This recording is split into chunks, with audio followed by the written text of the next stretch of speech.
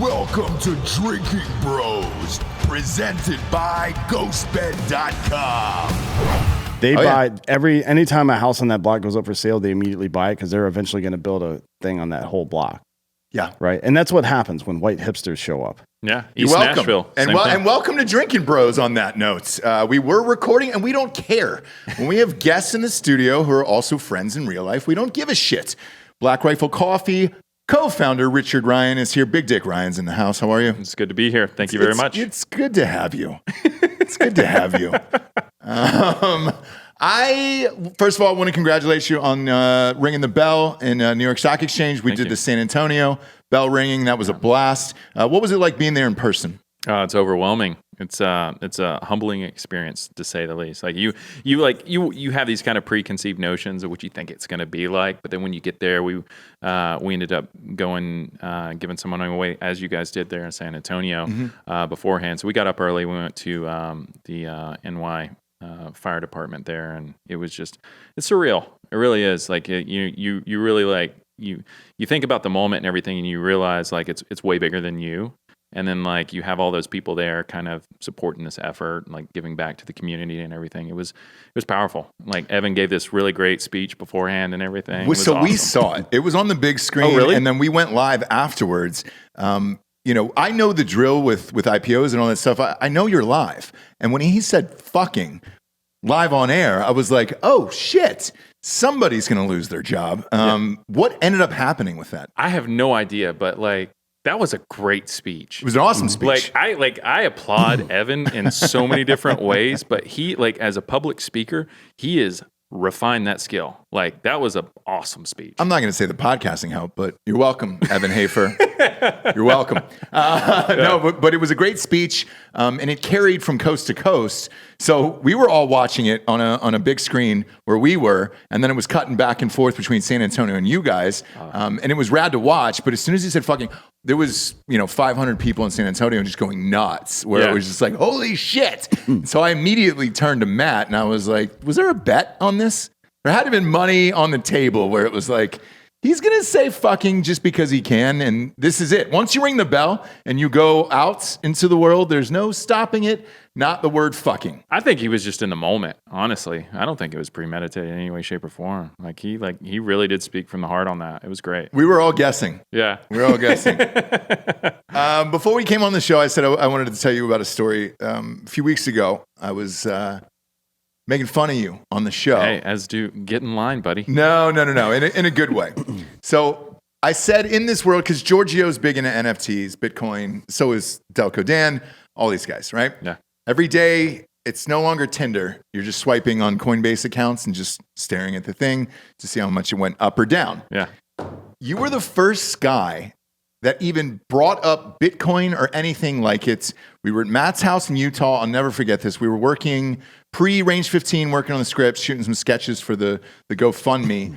And you sat us down at Matt's table. And you're like, all right, guys, the future is this thing called Bitcoin. And it's going to be fucking huge and blah, blah, blah, blah, blah.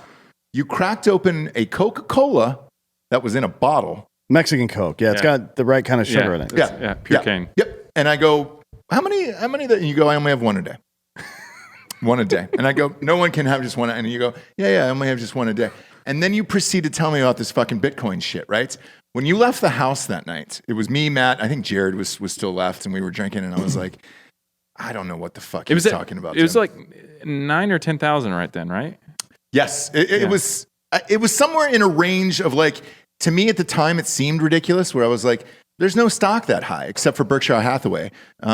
So what the fuck is this, and what kind of coin is this? As you were going through the explanation of it, you might as well have been speaking in Dutch. Yeah. I had no idea. Yeah, but you still can't figure out your computer right now. Doesn't work. Yeah. Technology's not there No, yet. it still works. isn't. It works perfectly. Even at Gold's Gym this morning. Oh, not even there. The app's not there.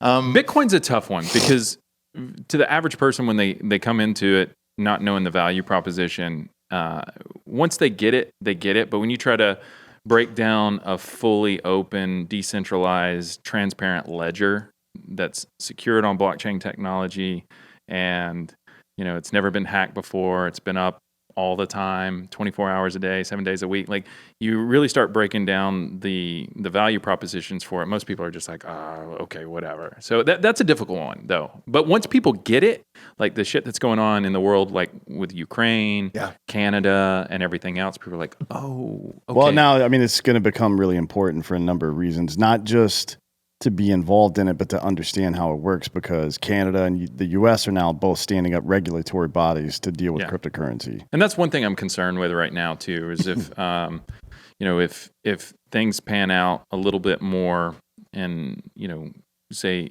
hypothetically speaking, we pull, or collectively, the allied nations come together and say, we're going to pull SWIFT from Russia. And then Russia takes the narrative of alternatives, right? Where they go the route of Bitcoin. Yeah, are they going to flood the market? Or? Yeah. No. But the fact that they could transact internationally because it's decentralized in that sense, then that would give Canada, the U.S., and these other nations the opportunity to say, hey, look, these guys are using this for nefarious reasons. But they've been saying that from the beginning. That's true. Right? That's like true. The first thing that anybody talked about with crypto from the government level was to try to associate it with the dark web, because people are buying drugs and fucking prostitutes. But and all the child all porn. the 3-letter organizations love Bitcoin because by definition, it's a public ledger. So the very first transaction to the most recent one are all on chain. So if you follow the transactions, you can see where the funds went. Yeah, it's a lot easier than trying to monitor sub $10,000 transactions on the Swift network. I mean, that's ridiculous. Well, even cash. I mean, if you're carrying duffel bags full of cash, I mean, it's like you'll never find that again. Even if the serial numbers are marked, like crypto is way easier to monitor. Well, now with the regulatory bodies in the West starting to stand up a little bit, I mean, what you're going to see is you're going to see some weird legislation on accessing encrypted devices with warrants, right? That's going to be the next thing, because let's say you've got your wallet in your hand. I think you're up to something nefarious. I get a warrant. You have to unlock it for me, although good luck, because a warrant's not going to make me do that. I'll fucking break that thing in half. You got the fingerprint scanner or face scan. It doesn't matter. That's true. So don't use that, by the way. But anyways, once they can match your transactions to the public ledger, now they can start doing some forensic accounting. And the FBI is extremely good at that. That is the one thing they are good at, is forensic accounting. Hostage rescue as well, but especially forensic accounting. That's how they took the mob down. It's just like tying dollars, actual fucking bills, back to people for fucking jobs that were done. I mean, it's insane. But yeah, that part is going to become tricky. Yeah. So, Richard, as this was going on for the last few years, right? Behind the scenes, we've all had private guesses of how much it is. People keep landing on the same number for you. You can say true or false. I'm not even going to come close to answering any of that. Not even close. You motherfucker, dude. Not even close. We've guessed for years. We'll find out. It doesn't matter. I'm not going to acknowledge, deny. 60 million is what everybody's kind of said. $60 million? Yeah, worth of Bitcoin. Dude, who knows? Who knows? It's hard to say. Why don't you know, Richard? Or do you know? Honestly, do you really know? To be fair, yes, I know. Because there's also been rumors that you've lost drives. I did, and $3 million to $4 million on it. So I had a photo I could probably find for you guys. A stack of hard drives, because I'd never thrown away any hard drives ever. Every shoot that I did, I would save as a backup a hard drive. I've got the same. I've got a box full of drives at my house. LaCie drives or whatever, or Lacy drives, whatever you want to call them, from like the old ones with the FireWire 400 and FireWire 800. Like that's an old school Mac user right there. Yes. I like that, baby. Yeah. And so I still have them, and like in going through all of them, I had to get all these fucking adapters and stuff like, because this was when Bitcoin started going up to $10,000 or $20,000. Because when I was mining, I was GPU mining. Like 2013 as a hobby, right? Because I wanted to learn. I like to say that I'm a subject matter enthusiast. I find things that I'm really passionate about, and then I experiment with them, and then I just push it as far as I can in a quick period of time. And so I was doing that. You get on Reddit and these other places, you start talking to different guys and stuff like that. But I didn't take it seriously. It was quite literally gambling money. I'd set aside gambling money whenever we go to Vegas, like SHOT Show and stuff like that, a couple $100. And then That's the way I view it, by the way. yeah, Where I just have it on auto pay and I don't think about it. It comes out every week and then it goes into Ethereum and Bitcoin. I don't really think about it. well, that see, much. that's different now. But back then, it was like far more speculative than it is now. Oh, Like, yeah, I mean, yeah, like yeah. 10,000 Bitcoin for a pizza. I mean, like Yeah. it's. But if you read the white paper and you understand the value propositions, you see the potential for it being way bigger than what it was then. And again, it was like, hey, all right, I'm going to play with this thing or whatever. I was, when Ethereum came out, the whole smart contract thing became way more of an appealing value proposition for me. But so life happened, work and stuff like that. We started Rated Red and started the coffee company and everything else. And 2015 is like I'm moving to Nashville, so I'm like taking all these drives with me and everything. Long story longer, it just I hung on to the drives, just forgot about it. But when Bitcoin went from a few $100, $1,000 or whatever, up to like $20,000. It's like, oh, well, maybe I'll figure out like how many did I have? How many did I have? Maybe I'll just, and I did. So like I didn't tell like this company I told them I wanted to catalog all of my hard drives. And put them up onto a server. And I knew roughly the dates and when I stored, the wallets and everything. And so we went back and they cataloged everything, and it was in, chronological order and everything. So I was able to go back that year and just start scrubbing everything, and I ended up finding it. And, fortunately at that time, I wasn't as paranoid as I am now, as far as like password and two-factor auth and YubiKeys and all that fun stuff and rotating passwords on a regular basis. But so after a number of times, I was able to sort it out. So you got it back. I did. Holy it was, shit. It was life changing for me, for sure. It relieved a lot of stresses for me. Well, now you don't have any. No. would imagine. You always have stress in life. And like, was it Marcus Aurelius said it best? Don't stress about any one thing unless it affects you physically. For the severity of the problem depends on your perception of it. Mm-hmm. Yeah. Therefore, you have the ability to make any problem seem minor. And so it's like most people do have substantial amounts of stress, but they bring it on themselves. Well, let's get into it, because with the sale of Black Rifle Coffee, you could sell all your shit today and then No, I just couldn't. ride off into the sunset. No, I cannot. You cannot legally. Yeah, legally. Okay, gotcha. Yeah. But they usually set a term, or you Yeah. can sell that. It depends on what deal you sign, and I'm not going to go into the weeds with you on that. Yeah. But whatever it is, whatever your term is, Yeah. after X amount of days, you can Sure. sell, or years, or I don't know your agreements. Yeah. But you could sell and then just never work, stress, live, do any of it again. But are you one of those people who just loves it? Because I have a guess. Like Evan, to me, loves working nonstop and sleeps like 4 or 5 hours a night, same as me. And like, I think he will forever be in it. I don't know if he'll ever sell. Is there any date or anything in your life that you actually want to get out and just, I'm all done with this bullshit? Oh no, I don't put. Well, maybe I should, but I don't put closed deadlines and like that for me. Like maybe there's expectations as far as the partners and I are like concerned, Matt, and Evan, JT, and Logan, and everyone, myself. Like, hey man, you're not living up to your end of the agreement. Okay, well, cool. I still want to provide value in some way, shape, or form. But like for me, I like working. And again, I'm go back to the subject matter enthusiast thing. Crypto and blockchain's like my thing right now. I've been really like working hard at that, and I'll tell you a quick story. Well, maybe longer. It's a podcast. We have nothing but time. I'll fucking stab you if it gets too long. No, and we've got plenty of hard AF. Like, we can keep going. They're all filled.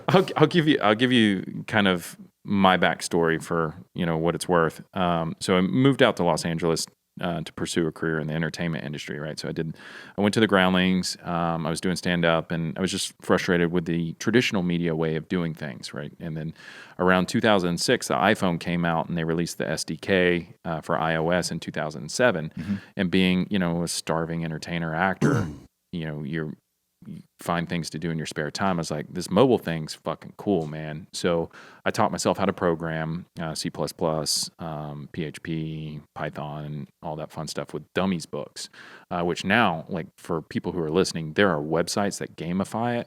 go fucking learn how to code. Like you can name your price pretty much if you're like, so Ethereum, the language in which you code on Ethereum is called Solidity. Like Solidity devs and engineers can name their price almost. I mean, it's crazy right now. So I saw Ballpark a figure for the audience real quick, in case there is anybody out there who wants to do that.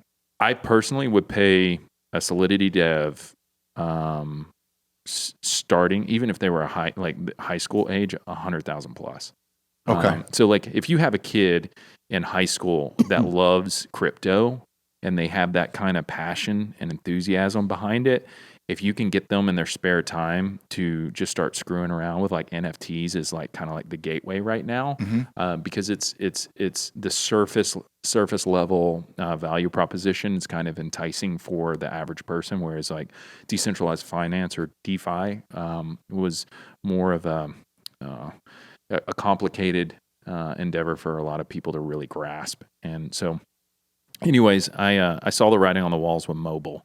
And so I taught myself how to program and started creating mobile apps. And at the same time, YouTube had come out. So 2006? Yeah. And so, I was always a fan of Terry Tate office linebacker commercials on Reebok. I was like, that's how I want to vent creatively. I want to do stuff that's funny without any kind of creative constraints. And so, I was still doing groundlings and stand-up and everything, but I felt like there was everybody was trying to go the TV sitcom route, and there was that kind of facade in front of it, where it's like you're always being held back just a little bit. So I was like, I ended up getting cast in a sketch comedy group. I think it ended up being one of the top 100 YouTube channels, Totally Sketch, and it was fun. Like I got to vent creatively. We did some really funny stuff, and I saw like, we're all doing this as hobbies, but there's not a way to really make money off of it. The TV shows and stuff are the way to go. And about that time, one of my friends, George, he started the partner program at YouTube. We weren't friends at the time, but that was game changing for YouTube. And it allowed creators to start monetizing. At the time, YouTube was native to iOS, so it's like the calculator app. It came on the phone, and any app that comes on the phone can't have ads or a paywall in front of it, right? So what I did is I started creating YouTube apps for content creators and tying it to their AdSense so that they could actually make money off of their mobile ads, because I could see that the need for wanting to watch content on your phone was going to be big. And that's what I wanted to bet on, right? So I wanted to create all these apps for the top content creators because, again, I was in that kind of community. And at the time, like Jenna Marbles ended up coming out from Barstool Sports to move to LA, and like she did some sketches with us and everything. And just a handful of really big content creators. And then that opened up the door to YouTube, where the product team reached out to me for different products or whatever. We're like, hey, you want to consult on the mobile app, because we're going to take it off of being native to its own standalone app to be part of this partner program. And over the years, I helped with different things in the analytics studios, kind of consulting and giving my 2 cents on things here and there. And that led to a good relationship with a lot of the studios, like 20th Century, Paramount, Relativity was a big one. Ryan Cavados's company. Yeah. Yeah, we had Cavanaugh on the show a few months ago. Oh, really? Oh, that's awesome. Yeah, with like Act of Valor and the Immortals and a bunch of other projects. We ended up helping on the social digital strategy side of things. But it was great. It was a lot of fun. And again, so bringing that full circle to the world of crypto, I see the writing on the walls with what's happening now compared to social media and mobile as two different value propositions, right? Like 2006, 2007, people were like, oh, okay, BlackBerries were still the big thing because that's, we're doing email. It's how work gets done. That iPhone thing's lame or whatever. It's like, well, there were a lot of people making $1 million off the Flashlight app. People were making different kind of low-hanging fruit, surface level value propositions, right? The things that were obvious, they were getting rich off. Like quite literally, the I'm Rich app. It was like, what, $500 or $900 or whatever it was. It's just an app that had a Ruby on it that you could show to people that, hey, I'm rich, motherfucker. It like low-hanging fruit. But what I was thinking about was inventory control management via a mobile device, right? How can I tie the inventory of a store to your mobile phone so that you can access it and everything. And like if I had the money to be able to patent those kind of things, then maybe I would have went down a different path in life and everything. But Through like a barcode scanner connected to an iPhone, because I used to work like big tech warehouse retail in college, and like, that was most of it was just scanning in every single serial number from different companies. Well, I mean, it's probably like point-to-point tunneling protocol and two database, like a database and an interface, right? Like your phone. I mean, you have so many different ways to do it, but I just meant the access of like either via HTML or whatever, like because there weren't a whole lot of APIs at the time that you would be able to access that kind of stuff. But I created a couple of apps like for the entertainment community. I guess I could say this. Yeah, I mean, fuck, it's been a long time. So I created a. You remember casting notices, right? Breakdown services. Yep. So I created a mobile app called the Actors app. I had actorsapp.com. And again, I'm just creating apps to be disruptive because there's things that I personally wanted that I wasn't capable and didn't have a team or budget to be able to execute on. So I did things to kind of be disruptive, to force that innovation, that kind of change that I wanted as a consumer. And so as an actor, I was like, well, these fucking casting notices are lame, dude. Like I got to go through 20 pages and they're mixed up, women, men, different ages, and you could overlook something that would be appropriate for you. And so what I did is I created an app that would parse all three services. So breakdown services, now casting, and LA casting. And so it would store your login credentials, and then it would scrape the website, and then it would parse all the information, so it would just show you the things that fit your parameters, right? It query it.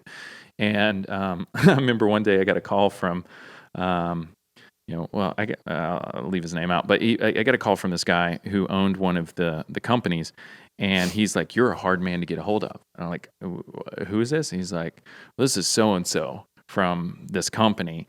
And I was like, okay. What kind of company? Studio? No. It was one of the casting notice companies or whatever. I actually had a really good relationship with one of the competitor ones that absolutely hated him.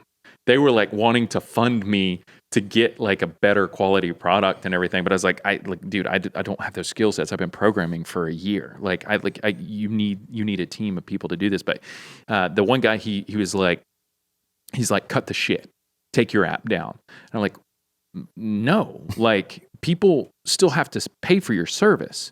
Like, they have to pay your monthly fee. I'm just storing their login credentials and sorting your information to make it easier for them. He's like, I don't give a fuck. I will sue you till you don't have any more money left. Take it down. Well, guess what, tough guy? I don't have any fucking money. Sue me. I was living on a porch. Yeah. I lived on a porch in MacArthur Park off of Olympic and Alvarado, and that's where they shot Training Day, folks. Yeah. So, in case you're wondering what a visual looks like, side rant on that. Like, honestly, one of my favorite times of my life. Like, the community there. Like, say what you want about gangs and everything else. The community was so fucking tight. Like, on the weekends, like the crime never happened there. It happened in the valley or on the west side, right? They went out of the area to commit crimes, right? And weekends, it would be like asada and like corn, and it was just so much fun. The community was so tight and like complete strangers. It was awesome. What kind of corn? You like the elotes bullshit? Yeah, so I actually I love it. I love it. If they use butter instead of mayonnaise, I would eat it. But that's putting mayonnaise on corn. You should go to jail. I'm in, dude. I'm all in on Mexican Sean, corn. fuck off. Yeah, Sean. I'm with you on this, Sean. Richie! Son of a bitch. It's great. Like, Somebody's got to pay. So much fun. Like, so sorry for going on the rant there, but like Okay. tying them in, being, there's people who are looking at cash grabs. And then there's people who are looking at building out infrastructures that are going to progress the technology in a way that 99.9% of the people out there aren't going to understand where it's going. And then, there's the mobile app, there's the social media side. I'll get to that in a second. But it's kind of like the internet in a lot of ways too, as far as NFTs are concerned, is what I like to tell people is right now, Web 3 going from Web 2 is a lot like saying in 1996, I'm an expert. This whole this whole MapQuest and web crawler thing is going to be fucking huge 20 years from now. People are going to be able to search whatever they want on web crawler, and they'll be able to look up, definitions to words anytime without having to go accessing this Webster's dictionary. And MapQuest, you lived in Los Angeles, right? Yeah. So no more Tom's Guide. Thomas Guide, yeah. No more Thomas Guide. You don't have to flip through that phone book to figure out your directions. You can print them off. 20 years from now, everybody's going to be printing their directions off on the internet, and it's going to be big. The value proposition for Web3 is so big that anybody who confidently tells you they know where it's going is full of shit, or they're just passionately ignorant. It's like quantum theory. Yeah. That's the phrase. That's what physicists say about quantum theory. If anybody tells you they understand quantum theory, they don't understand quantum theory. Yeah. It's, and so, and it's exciting, but there's also, very much like social media early on, there's a lot of what I call crypto cheerleaders in a lot of ways. There's crypto cheerleaders, and then there's people like us playing the game. And they're super passionate about it. You need those people, right? That you need those evangelists, but not all of them's best interests, are aligned with ours, right? Well, because they're getting out, getting in, pump and dump in, Yeah. or they don't understand the fundamental technology, for different things. Well, but they're bastardizing it. That's the problem that I have. Is like now when you say NFT, most people are like, oh. Dude, I don't get it. People are making millions of dollars on JPEGs. It's fucking stupid. It's such and it's true. But the problem is there's a lot of people that only understand that surface level value proposition, and they're bastardizing it by really just reinforcing this narrative by pumping and dumping and stuff like that. But yeah, so I want to go back a little bit. Yeah, you and I were talking about it a little bit before this show as well, but I want to go through a few things for the audience here, because I think the vast majority of people, the problem that I see is think about all the stuff at your house right now. Think about the one thing that you spent too much money for and there's no real good reason for it other than you just wanted to, and try to explain that to somebody else. Yeah. You know what I mean? You're never going to be able to, but still, I want to give me the value proposition for Bitcoin. Summarize the white paper. I've read it. Giorgio's read it. Regester's probably read it. He can't read, and Sean's Mexican. So reading is fundamental, and I can definitely read. Okay? Yeah, again, Bitcoin, as simple as the white paper is one of the hardest to explain. Yeah. Because generally you can look at someone as far as NFTs are concerned, and you can kind of drive that thing, but. If you look at the geopolitical climate and everything, you'd say, well, it's permissionless, and you can keep and decentralized. It's decentralized, and you can keep your seed phrase in your head. So if you're leaving Ukraine, you go through the border with gold bullion in your pocket. You're not worried about runs on banks. So there's a twofold penalty to a run on a bank. The first one is the barrier to be able to do it in the first place, to get into the bank and get all of your money out. If there's a run, you're not going to be able to. Yeah. The second thing is that currency is now getting devalued rapidly. Yeah. Right. So you get hit twice, basically. You don't get all your money back, and when you do, the fucking value is suffering major inflation. Yeah. Now that's not the case with cryptocurrency. And I don't want to interrupt, but it seems like you're explaining the value proposition of a cryptocurrency, but I'm saying Bitcoin specifically. Yeah, no, and that's where I was going to differentiate was the Bitcoin in and of itself, so some of these other, so there's this is where it's going to get kind of technical, but you have the trilemma is the big one when it comes to a lot of the newer crypto technologies like Ethereum and Cardano. Where there's an underlying technology that's useful outside of just being a currency. Well, so the trilemma is security versus decentralization and scalability and cost per transaction. So if you're sliding in any one direction, it's going to give or sacrifice in those. Bitcoin in and itself, being able to be fully decentralized, you can run your own node. Be able to take your seed phrase. You can't do that with all these other cryptocurrencies. Have your seed phrase and be able to cross borders and not have to worry about it. Now, whenever I tell people, a good example is like I had a guy who was wanting to buy my truck, and he was coming from Alabama, and he was going to come out on a Sunday with like a cashier's check. I was like, well, dude, first of all, cashier's checks, all those other money orders and stuff like that, they have, they usually charge you anywhere from $10 to $25. Yeah. Wire transfers, $50 and stuff like that. You put Swift in the equation, and it's gonna be a lot of money, like to transfer millions of dollars from here to Australia. If you were to do it with Bitcoin, okay, so what? There's volatility if you're looking at 6 months, not so much 3 or 4 years. But if you're looking to transact in the next few minutes and on-ramp, off-ramp, fiat with an exchange, it's actually it's an extremely safe way of doing it in a way that costs next to nothing, 24 hours a day. He came out and, on a Sunday and transferred me. I verified it in my wallet. Now, again, you can do that with a lot of the other cryptocurrencies and everything. But first of all, Bitcoin is, the most decentralized in that sense for the larger of the cryptocurrencies. What do you mean why is it more decentralized? Well, so again, this is like we're going to get in the weeds here, but some of these cryptocurrencies, the arguments, and again, I'm going to get fucking ripped apart if I go too into detail and name names, but you have layer ones and layer twos, and the layer twos are looking to solve problems on the layer one, specifically like Ethereum. Your Polygon to Ethereum, basically. Well, your gas fees associated with transaction. If I wanted to give you $20, it probably costs like $70 in gas fees to process that transaction, because Ethereum has an auctioning way of prioritizing transactions on chain.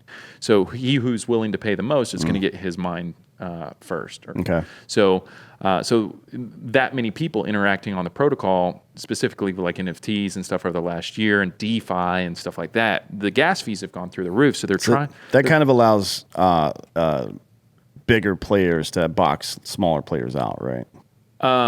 Yes, but so you're getting onto the layer twos. Okay. The way that these guys, some of the value propositions of some of the layer twos in getting around these things, it gives on the decentralization component because of the way that they operate their nodes and they validate blocks. So it makes it more difficult for the average person to either mine or whatever. So by nature, you're going to have these larger organizations positioned that are going to be controlling the mining. Yeah. And so, and again, I feel like we're going to get so far out in the weeds on. No, but that's an important point, because was it De Beers? Which diamond company was it that was hoarding diamonds just to artificially inflate the price? I think it's De Beers. Yeah. Is the larger when the larger companies get involved, particularly when something can be used as a currency, but in any asset like that, it's always a problem that they're going to fucking warehouse a bunch of it to artificially inflate the cost. Yeah. Can you give the audience a brief synopsis of mining, what mining is as far as validating transactions and how that stores information? Yeah. So really, mining is so going to what Bitcoin is it's a ledger, right? So the recording of a transaction, I give you money, and then the consensus mechanism or the collective of people agreeing that he gave him money, I agree, and that group agreeing that happened is essentially what miners are doing. And when they all agree, that block gets mined and it becomes part of the chain, i.e. blockchain, right? So that's a very dumbed down way of, and then they're rewarded with Bitcoin. Correct, as of now, right? So every few years that gets cut, right? So that's the halving. That's the thing that it's based on how many blocks have been mined and everything else. But that's to keep it stable and a little too in the weeds. But basically, Bitcoin as a chain is rewarding these people for solving the equations and validating the transactions with other Bitcoin. Correct. To keep spending right now. Correct. And then it matures in like 2150 or 2180 or some shit like that. It depends on how maybe that was at the old rate, so maybe it's probably faster now. Yeah, it's done by the number of coins. Now you're saying these layer 2s, it's more difficult to mine these. You need more specific hardware than a normal computer or a normal GPU. No, it's a different consensus mechanism. Okay. So so if it's not a group, let's say it's 5 dudes, block gets mined, people get paid, transaction validated. How does it work in Ethereum? Yeah. So again, and by the way, that consensus format is not unique. That's what reCAPTCHA was on fucking the internet, to authenticate fucking that you are a human being and shit. Yeah. Like multiple people would put in the right phrase when seeing that image, and over time the algorithm. I mean, it's complicated. Yeah, dude. I feel like Nell over here. Tay in the wind, Tay in the wind. Yeah, and that's where I like. We can shift to NFTs here in a second, but that's where like and again, you're going to gloss over here, but like the different methods in figuring out how to so Ethereum, is looking to roll out 1 or 2 other different ways of implementing that consensus that, hey, that transaction happened or whatever, in a way that reduces the gas fees but maintains the security of the network without compromising. Because if we say, hey, this many people agreeing that transaction happened, that's too complicated. There's too much interaction going on here. So we're just going to let Ross approve everything. Yeah, we're going to create the Federal Reserve. Yeah. But what happens is it opens it up to 51% attacks and bad actors too. Correct. Yeah. Or one exchange has the bulk majority of an asset, and it becomes a bigger deal. So like Ethereum is looking at ZK rollups or zero knowledge rollups versus sharding and everything else in ways that may make it easier without compromising in certain areas. But and that's what a lot of these. I mean, again, like there's some YouTube channels that do a really good job of explaining this and giving analogies and a dumbed down. I think Whiteboard Crypto is a pretty good one. That's the best one. That's where I learn everything. They're a pretty good one in like visualizing it too. But like when it comes to side chains and everything else, it's kind of getting out in the weeds. But so this ledger and getting to record things on the ledger and recording a transaction. Now, an NFT is basically just a proof of authenticity instead of a transaction recorded on the ledger, correct? Is a simple way to explain it. Like you get like a sticker that says, this is authentic, and you can use it, and that's assigned on the blockchain. But that's what it is versus what the value proposition of it is, right? Yeah, that's where you're going to go with that. Yeah, so what I like to tell people an NFT is proof. They're like, well, okay. Like, can you be any more vague? I was like, yeah. Well, that's what is the internet? It's information. Yeah. Well, okay. Could you be more specific? It's like, well, so the value proposition right now that a lot of people are saying, it's like scarce art. It's unique, right? So it's a non-fungible token. Well, what the fuck does non-fungible mean? Like a lot of people are like freaking out. And stuff. Not around here, boy. Texas, you son of a bitch. Yeah.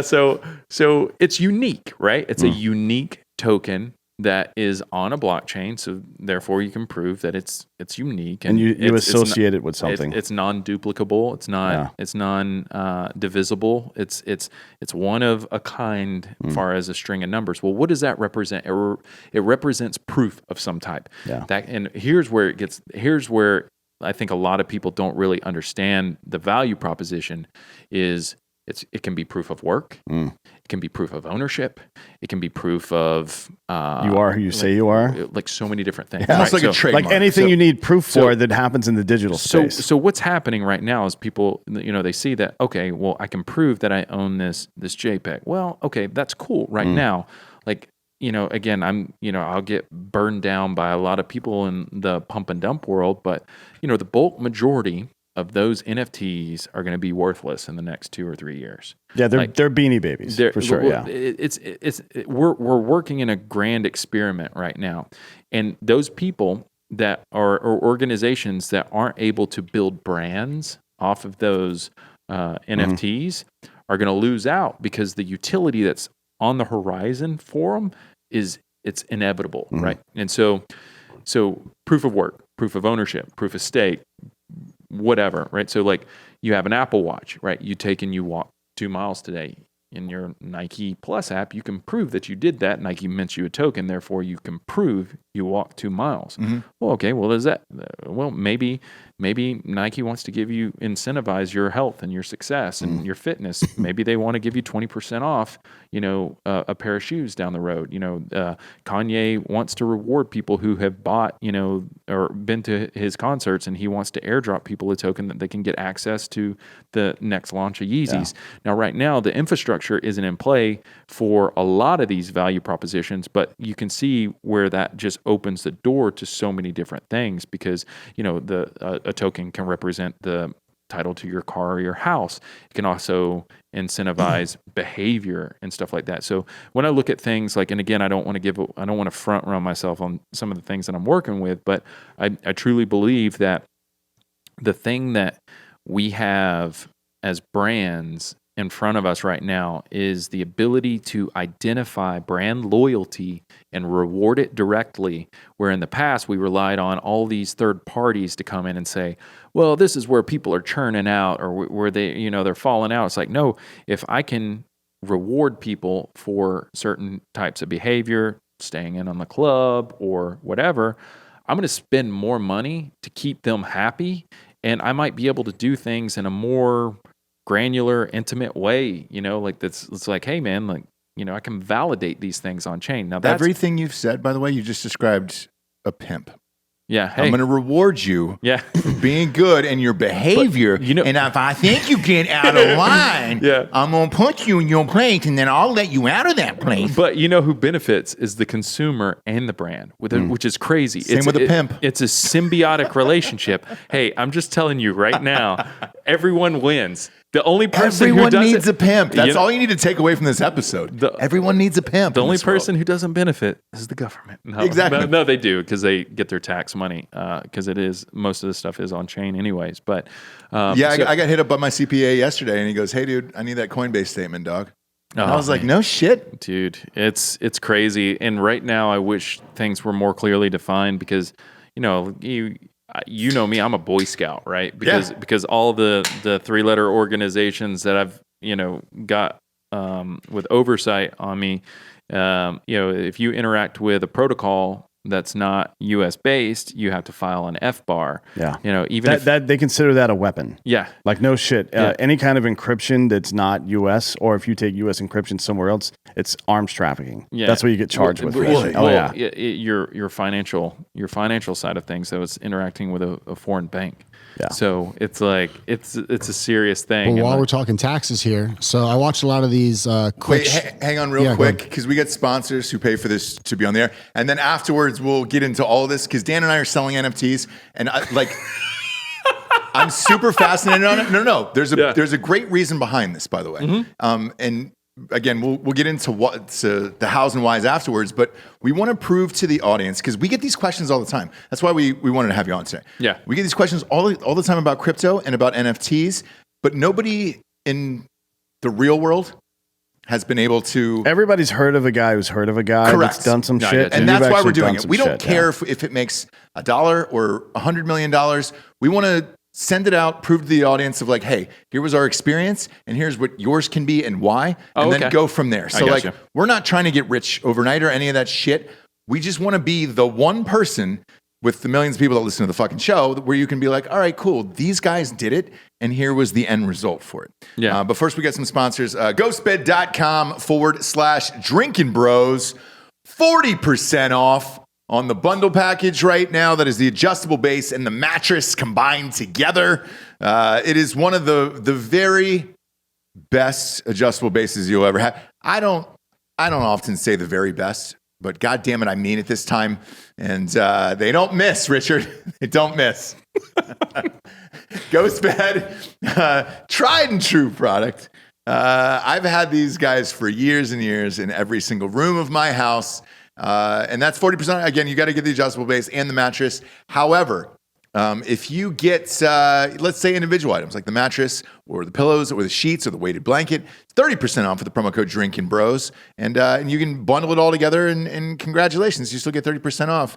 And 2022, they've got a 60-month pay-as-you-go program, no interest there at ghostbed.com/Drinkin Bros. And now's the time. now's the time you can get a new mattress. Next up, hardafseltzer.com. The seltzers are out. Richard, what do you think of the seltzers? I think they're fantastic. Yeah, they're delicious, aren't they? Yeah. It's crazy, right? The blueberry is good. I dig it. The 8% will sneak up on you. I know. That's what I'm worried about. Yeah. I would stick to 1, maybe 2 tops before you drive back out. Because you live out by me. Yeah. Yeah. I'm not afraid because this is what I do for a living. So it's one of those things where it's Well, like I'm for also a guy 230 like me, pounds. So are you really? Yeah. You carry it well. No, I got a hoodie on. Yeah, I can't tell. Very fit, Richard. Very fit. At hardafseltzer.com, I think it's live. Right now. You can just go and buy cases. That's a guess because this is going to air on Sunday night. Might be. I think it starts at 9 a.m. on Monday morning. But if it's open now, congratulations. You're the first ones to hear about it. Besides our peeps on Patreon. They knew a couple days ago. But if it's not, go there just later on in the day and you're good to go. Whew. These are out into the world. You know what else is out into the world? drinkinbros.com/store. All our new items are out. New hats, which D'Anthony and I are wearing. These Flex Fit snapbacks are the fucking jam, by the way. I'm super amped about it. We kept the Black Rifle tradition going. We got the $40 hats in there. Nice. We got the 40. We had to for Drinkin' Bros. What size head are you? Huge head, dude. Yeah. I've got a fucking dome on me. Yeah. And what I always say is what I told Dan.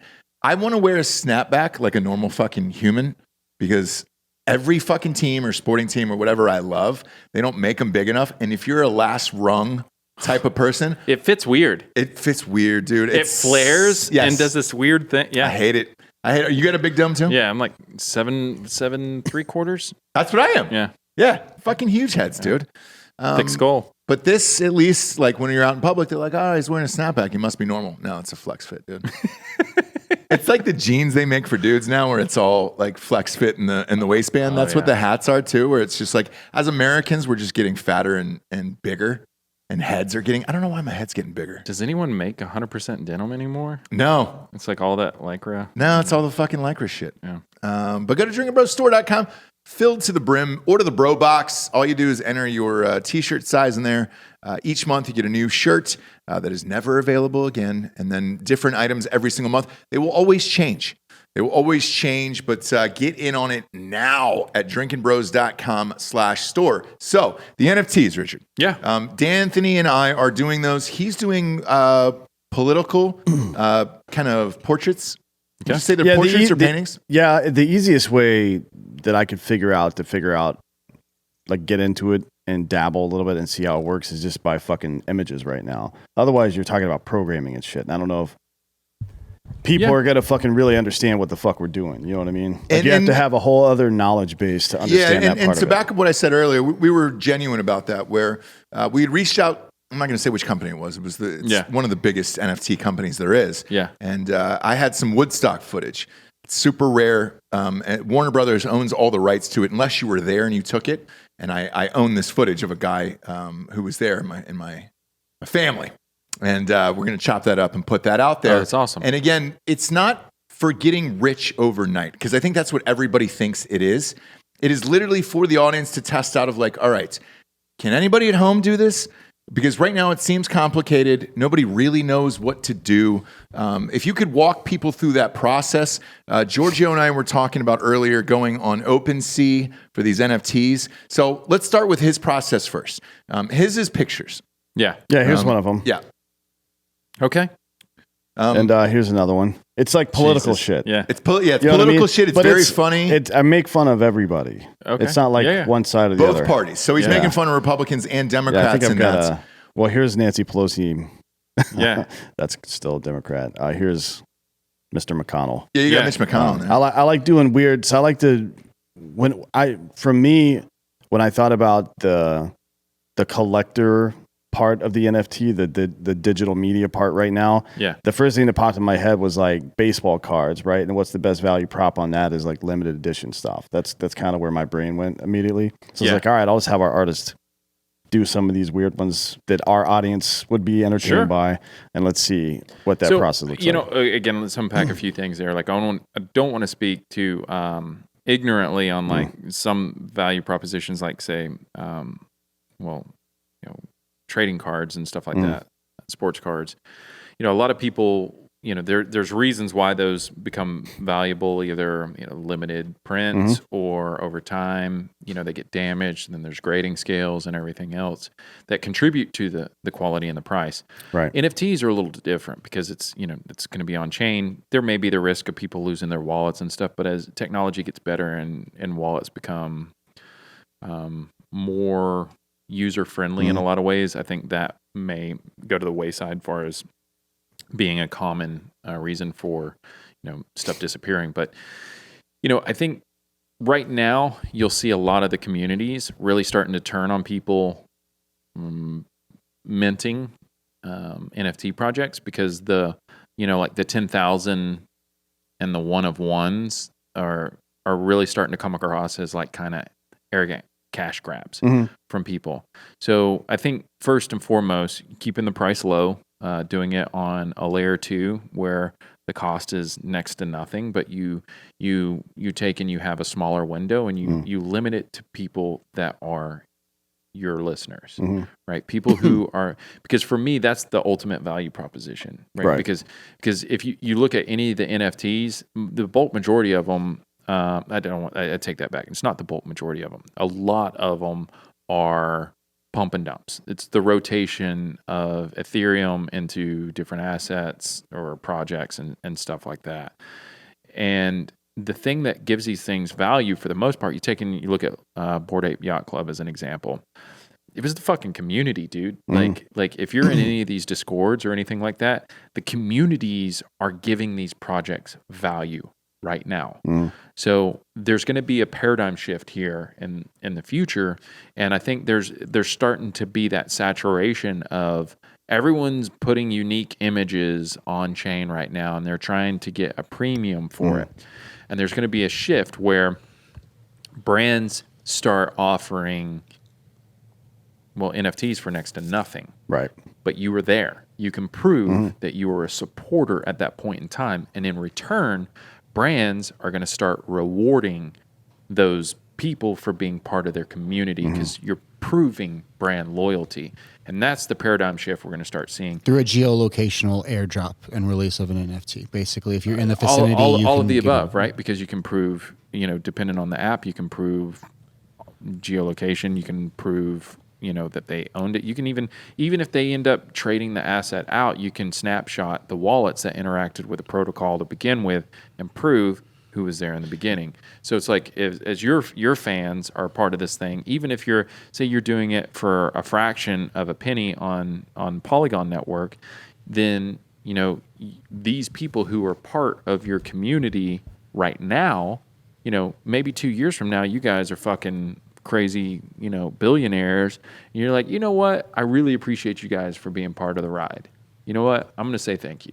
And I'm going to do it in a way that, I can verify. And I'm going to spend a fuckload of money to thank you. Like, be it organizations, perks, benefits, whatever. You airdrop people, but in the really exciting thing that I don't think a lot of people are thinking about right now, and I'm fine with talking about, because it doesn't really give a whole lot away, but because a lot of these are on-chain metrics that are readily available to everyone else, there are going to be some brands that aren't necessarily affiliated with other brands, and they're going to capitalize off of their communities and reward them for being part of that too. So there could be a synergy between Black Rifle Coffee and Hard AF, and then Drinkin Bros and all these other brands. It's like, okay, you can validate all of these different things, and you know what? Screw it. If you guys have been a fan of all these dudes, we're going to airdrop you this, or we're going to allow you access to this. Like the e-commerce sites, as soon as they start authenticating wallets and the types of tokens and stuff.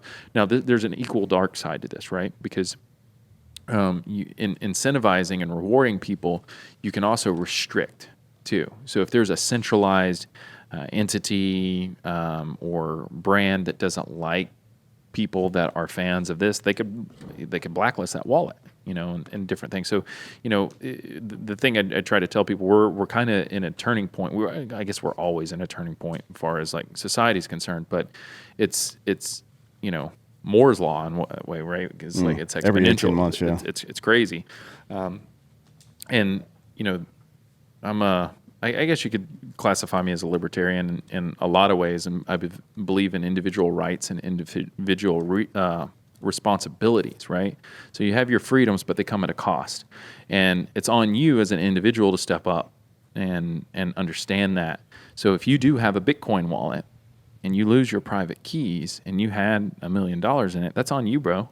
Like, there's responsibility that comes with that freedom of a decentralized asset. There is no middleman. There is no dad to, come bail you out or whatever. Like, well, to me, I look at it like the 20s, where you would put money into a coffee can and then dig a hole in the backyard and then hide it, right? During the Great Depression and all that other shit. Yeah. If you can't find the fucking hole, that's your problem. You're the one that dug it, right? It's Or you very can use, similar. I've heard if you can't find the whole, flour works as Lots well. of lube. Giorgio, can you confirm that? Yes. You got to spit on it. But I want to rewind you a little bit because we're talking about like value propositions of these JPEGs. And so like the two examples, you brought up one, Bored Ape Yacht Club, which is really big and really popular right now and people are investing in, which is basically an image with rotating characteristics. And some of the and it's just a monkey that changes. And some of the characteristics are more rare or valuable than others. So if you get an ape that was minted, and they minted one each day, I'm correct on this? He's got on his sweatshirt. Yeah, he's wearing a Bored Ape Yacht Club sweatshirt right now. Yeah. And so if you happen to buy one that is rare over time, that rarity will keep its value more than, say, some of the lesser Bored Ape Yacht Clubs. Yeah, and real quick, to piggyback on that, Giorgio, so with Dan's, okay, because just relating it back to someone we know, with Dan's, if he sells that image, let's just pick the Pelosi one, okay? Do you get a percent that just rolls in if people keep selling it over and over again? How does that work? Because it appears that's how the board. That's how the Bored Ape contract was structured. Yes, there's a royalty baked into every transaction from every sale. But that's not to say you can you can have any NFT on one of these chains and not choose. You can adjust the royalty or not have one. I mean, some of these sites that do all the smart contracts for you, they bake in their own fees on top of it. So that's why I say it's like the smart contract is a very complicated value proposition. What would you do if you had, let's say, Dan's again? We'll just go back to someone we know. And you're putting a picture up there to make the most amount of money off of it. What would you do? Would you bake that into the contract of like a royalty? No. So for Dan, I probably do whatever you want. Like this is my 2 cents. What you guys are looking to do is give back to your community. And you may not know what you're wanting to do right now, so you're just wanting to validate these people. Maybe even recoup your. We want to validate. Actually, but hang on. We want to validate NFTs because the normal person. How many are you going to do? One of one? Or are you going to do like? I don't know. That's why you're here, Richard. Okay. God damn it! That's why you're here. So what I would do, again, this is my 2 cents. Like I would say, I would wait for Coinbase wallet to release because the bulk majority of your listeners, if they don't know shit about NFTs, are not gonna. The chances of them having a Coinbase account is going to be greater than them willing to take the time to learn MetaMask and everything else. And so, an easy way for them to on-ramp, wait and find out what Coinbase has got on their roadmap and everything. But if you can mint on, say, Polygon. For a nominal fee, set a window, like 1 week. Hey guys, we're only going to do this for a week. We just want to know, this is for our community. And then figure out down the road a way to validate those people and reward them. So maybe you guys are doing a Drinkin Bros live event or something like that. That's their ticket, right? You'll be able to validate that. Or they get special access, like a place in like the venue that's like, the NFT section, right? Yeah. It's primo or whatever. And it only costs them, a fraction of a cent to fucking get that or whatever, right? So, or you can make it $1 and recoup your fucking graphic designer work or whatever.